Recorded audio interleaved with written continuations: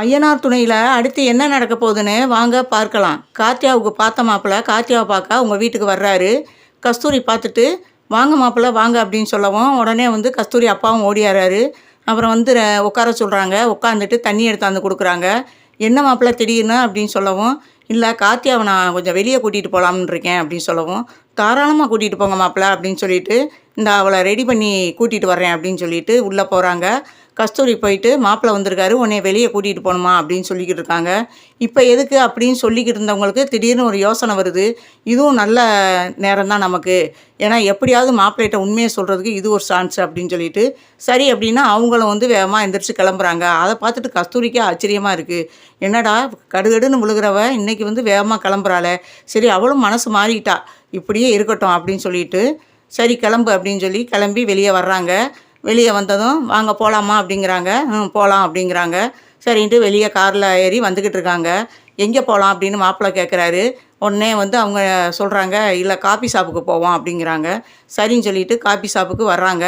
வந்ததும் பேச ஆரம்பிக்கிறாங்க. என்ன நானும் வந்ததுலேருந்து உங்களை கவனிச்சிக்கிட்டு இருக்கேன், நீங்களும் காரில் வரையிலையும் எதுவுமே என்னட்ட பேசலை, அதே மாதிரி வந்து நிச்சயத்துலேருந்தே உங்கள் முகம் சரியில்லை, என்ன எதா இருந்தாலும் மனசு விட்டு பேசுங்க அப்படிங்கிறாங்க. பேசுகிறேன், அதுக்காகத்தான் நான் வந்திருக்கேன் உங்களோட அப்படின்னு சொல்லவும், சரி சொல்லுங்கள் அப்படின்னவும், உங்கள் ஃபோனை கொஞ்சம் கொடுக்க முடியுமா அப்படின்னு கேட்குறாங்க. சரி அப்படின்னு சொல்லிட்டு ஃபோனை கொடுக்குறாங்க. ஃபோனை வாங்கி நிலாவுக்கு தான் ஃபோன் பண்ணுறாங்க. நிலா எடுக்கிறாங்க. புது நம்பராக இருக்கே அப்படின்னு சொல்லிட்டு ஹலோ அப்படிங்கிறாங்க. அப்போ வந்து நான் கார்த்தியா பேசுகிறேன் அப்படின்னு சொல்கிறாங்க. ஏங்க எதுக்குங்க எங்களை விடவே மாட்டிங்களா அப்படின்னு சொல்லிட்டு, இது உங்கள் நம்பராக இருந்தால் நான் கண்டிப்பாக எடுத்துருக்க மாட்டேன், இது புது நம்பராக இருக்க வந்து எடுத்து பேசுகிற மாதிரி வந்துருச்சு அப்படின்னவும், நிலா என் மேலே கோவப்படுறது நியாயமானதான், நான் இல்லைன்னு சொல்லலை, ஆனால் வந்து நான் சொல்கிறதையும் கொஞ்சம் கேளுங்க அப்படிங்கிறாங்க. சரி என்ன சொல்ல போகிறீங்க இப்போ அப்படிங்கிறோம். நீங்கள் வந்து சேரன் மாமாவை கூட்டிக்கிட்டு இந்த மாதிரி காஃபி ஷாப்பில் நான் இருக்கேன், நீங்கள் கண்டிப்பாக வரணும், உங்கள்கிட்ட நான் மனசு விட்டு பேசணும் அப்படிங்கிறாங்க. ஏங்க இப்போ ஏதாவது புது பிரச்சனையை உண்டு பண்ண போகிறீங்களா அப்படின்னவும், இல்லைங்க கண்டிப்பாக இல்லை, இது வந்து எல்லாருக்கும் நல்லது தான் நடக்கும், இது நல்ல முடிவாக தான் நான் எடுத்துகிட்டு வந்திருக்கேன் அப்படின்னு சொல்லவும், நீங்கள் கண்டிப்பாக சேரன் மாமாவோட வருவீங்க தானே அப்படின்னு கேட்கவும், சரி இதுதான் உங்களுக்கு லாஸ்ட்டு அப்படின்னு சொல்லிட்டு வர்றாங்க. வந்ததும் கூட்டிக்கிட்டு வந்துடுறாங்க. காஃபி ஷாப்பில் உட்காந்து எல்லா விஷயத்தையுமே வந்து மாப்பிள்ளைகிட்ட வந்து இவங்கள வச்சுக்கிட்டே பேச ஆரம்பிக்கவும் மாப்பிள்ளை சொல்கிறாரு, ஏன் இதை முன்னாடியே நீங்கள் சொல்லியிருக்கலாம்ல, இவ்வளோ தூரம் நிச்சயதார்த்தம் வரை நீங்கள் கொண்டு வந்திருக்க தேவையில்லையே, நான் வந்து இது ஓகே சொல்லியிருப்பேனே அப்படின்னு சொல்லவும், அப்படியா, இல்லைங்க எனக்கு பயமாக இருந்துச்சு, ஏன்னா எங்கள் வீட்டிலையே ஒத்துக்கிறல எல்லாம் தெரிஞ்சு, அப்போ நீங்கள் வந்து எப்படி என்னைய வந்து எதுவுமே நம்ம பேசாமல் முன்ன பின்ன பேசாமல் எப்படி உங்கள்கிட்ட இந்த உண்மையை சொல்கிறது தான் நான் பயந்துக்கிட்டே இருந்தேன் அப்படின்னு சொல்லவும், இந்த காலத்துலலாம் இது ரொம்ப சகஜம், அதனால் நீங்கள் மனசுக்கு பிடிச்சவரை நான் விரும்புகிறேன்னு என்னட்ட ஒரு வார்த்தை சொல்லியிருந்தேன்னா நானே இந்த நிச்சயதார்த்தத்தை நிப்பாட்டியிருப்பேன் அப்படின்னு மாப்பிள்ளை சொல்கிறாரு. இதை கேட்டு சேரனுக்கும் நிலாவுக்குமே ரொம்ப ஷாக்காக இருக்குது. இப்படியும் இந்த காலத்துலேயும் இப்படி ஒரு பையனா, சேரனை மாதிரியே அந்த பையனும் விட்டு கொடுக்குற குணம் அந்த பையன்ட்டையும் இருக்குது.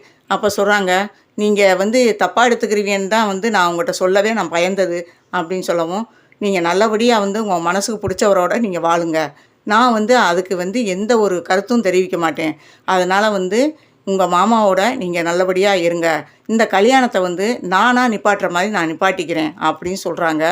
இதை கேட்டு நிலா வந்து அதிர்ச்சியாக இருக்காங்க, என்னடா அப்படின்னு சொல்லிட்டு. உடனே கார்த்தியாவுக்கு பார்த்த மாப்பிள்ளை எல்லாத்துக்கும் கை கொடுத்துட்டு ஃபாய் நல்லா இருங்க அப்படின்னு சொல்லிட்டு அவங்க வெளியே போயிடுறாங்க. அப்போ தான் வந்து கார்த்தியாட்ட நிலா கேட்குறாங்க, எப்படி உங்களுக்கு இவ்வளோ தைரியம் வந்துச்சு அப்படின்னு சொல்லவும், ஆமாங்க நான் நினச்சி பார்த்தேன், எனக்கு வெளியேற டைம் இல்லை, ஏன்னா டைம் இல்லைன்னா என்னை வெளியவே விட மாட்டேங்கிறாங்க, நல்ல வேலையாக இவர் வந்து என்னை கூப்பிட்டாரு, அதனால தான் நான் வந்து உங்களையும் கூப்பிட்டு எப்படியாவது இந்த உண்மையை சொல்லிடணும் அப்படின்னு நான் நினச்சேன், அதனால் உண்மையை சொல்லிட்டேன், இனி தன்னால் கல்யாணம் நின்றோம், அதனால் வந்து நம்ம ஒரு நல்ல நாளாக பார்த்து நான் எப்படியாவது வீட்டை விட்டு வந்து நான் வந்து சேரன் மாமாவை கல்யாணம் பண்ணிக்கிறேன் அப்படின்னு சொல்கிறாங்க. அதுக்கப்புறம்தான் சேரனுக்கே உயிரே வருது. ஏன்னா சேரனுக்கு ஏற்கனவே இப்போ ஒரு பொண்ணை நிச்சயம் பண்ணிட்டு வந்திருப்பாங்க, அந்த பொண்ணு தனியாக போனால் தான் நான் உங்களோட வருவேன்ருச்சு, அதிலே மனசு குழப்பமாக இருக்குது, வீட்லேயும் அந்த குழப்பத்தில் தான் எல்லாருமே இருந்துக்கிட்டு இருக்காங்க. கார்த்தியா அந்த முடிவை எடுக்கவும் நிலாவுக்கும் சந்தோஷம் தாங்க முடியலை, இதை எப்படியாவது நம்ம வந்து வீட்டில் போய் எல்லாத்துட்டையும் சொல்லணும் அப்படின்னு சொல்லிட்டு ரொம்ப சந்தோஷப்படுறாங்க.